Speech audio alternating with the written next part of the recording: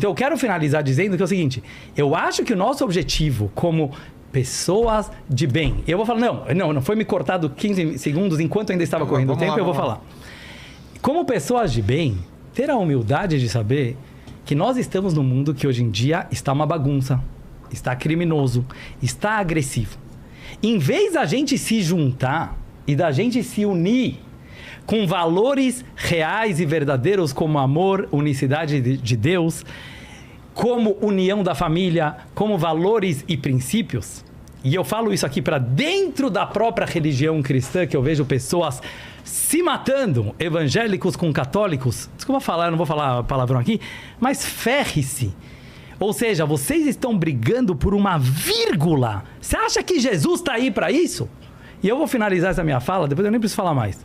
Uma vez chegou um cara que falou pro Rabino, eu tenho um grande problema, o meu filho, um judeu, é uma história verídica, falou, Rabino, o meu filho foi pro cristianismo e se converteu pro cristianismo. Não tem coisa pior, né, para um judeu que poderia acontecer do que isso. Aí o Rabino falou, vem aqui no canto que eu vou te falar a verdade.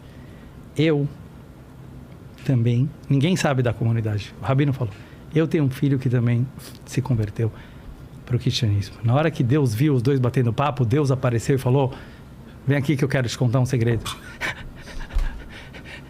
Quem entendeu, entendeu. Eu também tenho um filho que se converteu. Jesus era judeu. Ele era igual eu e o Micha aqui brigando. Ele era um rabino que estava lá, revolucionário, e ele era foda, desculpa a palavrão agora, na minha opinião, no sentido que ele trouxe os valores principais do judaísmo, como amor ao próximo, que ninguém tinha, como família, que ninguém tinha, como monoteísmo, que ninguém tinha, como união da humanidade, melhorar o mundo para uma era melhor. E ele trouxe isso para as outras nações. Isso foi algo fantástico. E eu li isso em livros de Cabala, não sou eu que estou inventando aqui. As religiões que foram criadas em cima de Jesus, que são todas as vertentes... Não, vocês vão ter 2 minutos. Eu falei, não precisa nem mais falar.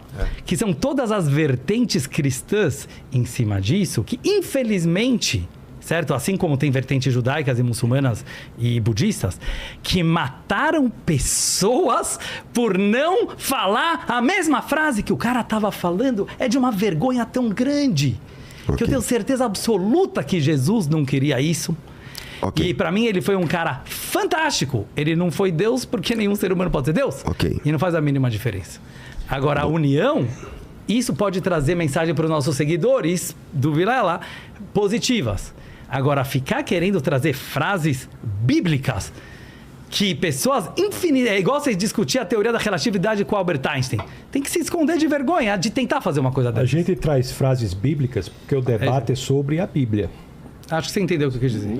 E se não entendeu, é pior ainda. Não, vamos lá, réplica então, vocês têm... Vai, Tassos. Não, eu só quero dizer, se o que o senhor está achando ruim é que nós estamos trazendo frases bíblicas, eu sugiro respeitosamente que repense esse posicionamento, porque o título desse debate é Teologia Cristã versus Escrituras Judaicas. O que nós estamos demonstrando aqui é que todo o Antigo Testamento só pode ser interpretado corretamente pela lente hermenêutica interpretativa que é Jesus Cristo. Então nós iremos demonstrar aqui várias passagens do Antigo Testamento que só fazem sentido se nós olharmos para ela pela lente... Só fazem? Senhor, por favor, respeite. É que eu não entendi a frase. Não, o senhor respeite. Tá eu não estou interrompendo o senhor. Não, é verdade. Eu só vou falar depois. Não, o senhor disse que eu tinha que esperar porque o senhor nunca mais falou. Não conseguiu esperar 20 segundos. Vamos lá. Verdade. Não é verdade? Assim, apesar que eu fui interrompido. Não, o senhor quer falar no meu tempo? Pode falar. Eu fui interrompido por 1 minuto durante o meu tempo, aí foi a primeira vez que eu descobri que podia parar o tempo. Então vá, desconte 1 minuto, fale se o senhor não acha... precisa. Não depois precisa. eu falo. Então, Eu falo no final. Agradeço. Vou fazer uma coisa depois, eu vou deixar cada um falar 5 minutos livremente. Fiquem tranquilos. Seria mesmo. Não, eu não tenho problema. Só quero dizer assim, que se você olhar, por exemplo, a queda, você vê Gênesis capítulo 3, no verso 21, existe uma passagem ali, me desculpe eu ter que fazer referência às escrituras, porque eu tenho a impressão que o debate é sobre isso e vou ter que fazê-lo. Então, Gênesis 3, no capítulo 21, fala que na queda Deus chegou e vestiu Adão e Eva com pele, com roupas de pele.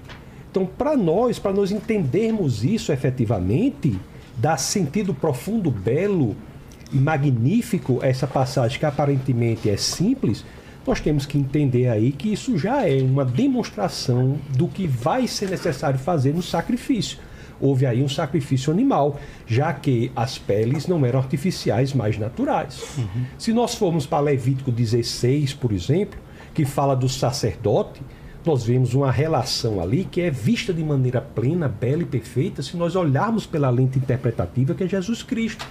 Porque você vê o sacerdote, ele andava novamente com roupas com opulência muito grande, roupas muito belas, com 12 pedras preciosas, cada uma representando uma das tribos, mas no dia específico da expiação, que era só um dia por ano, esse sacerdote se despia dessas roupas perfeitas e vestia uma roupa que um servo, um escravo vestia.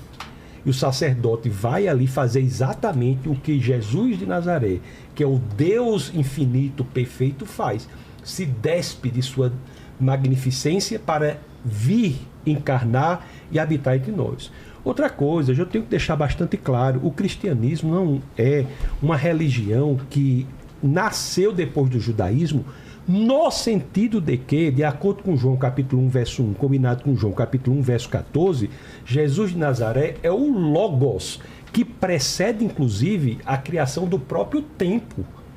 Então, na cosmovisão do cristianismo, o cristianismo não é um movimento histórico apenas, mas é um movimento metafísico, de desvelamento da realidade primeira.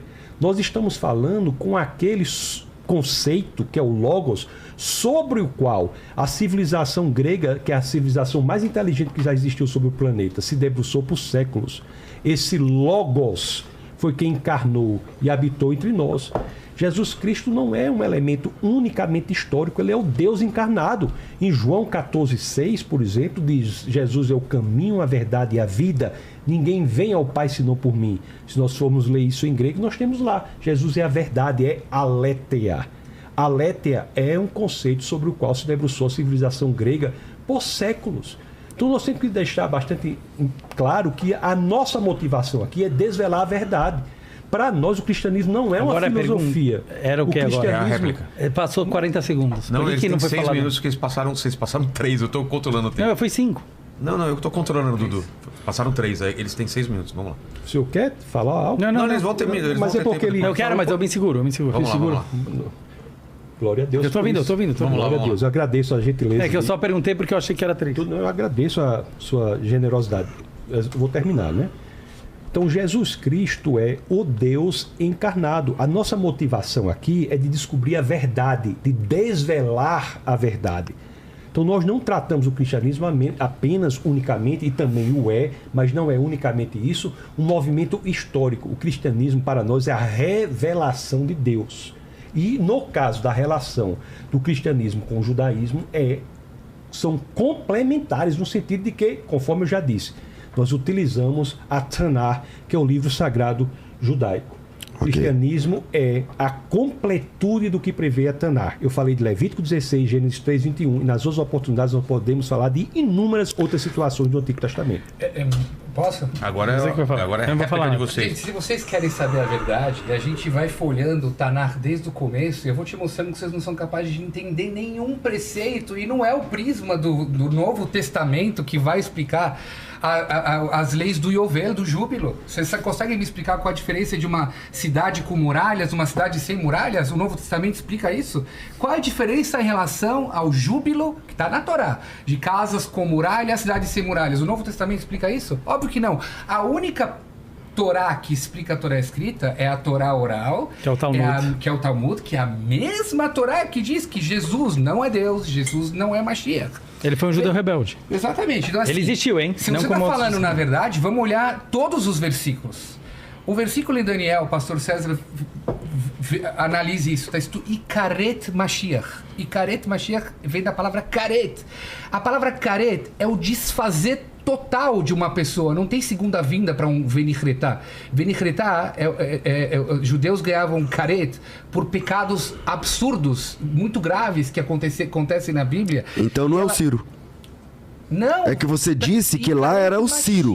Então você disse que o Mashiach era o Ciro. E Karet Mashiach vem da palavra Karet. Karet em hebraico é um total Na Torá tem várias interpretações para cada versículo. O judaísmo era assim antes do cristianismo, entendeu? É que esse texto não é da Torá. Vamos lá. Esse texto é de Daniel que ele Isso. Não, do Tanakh, eu quero dizer, do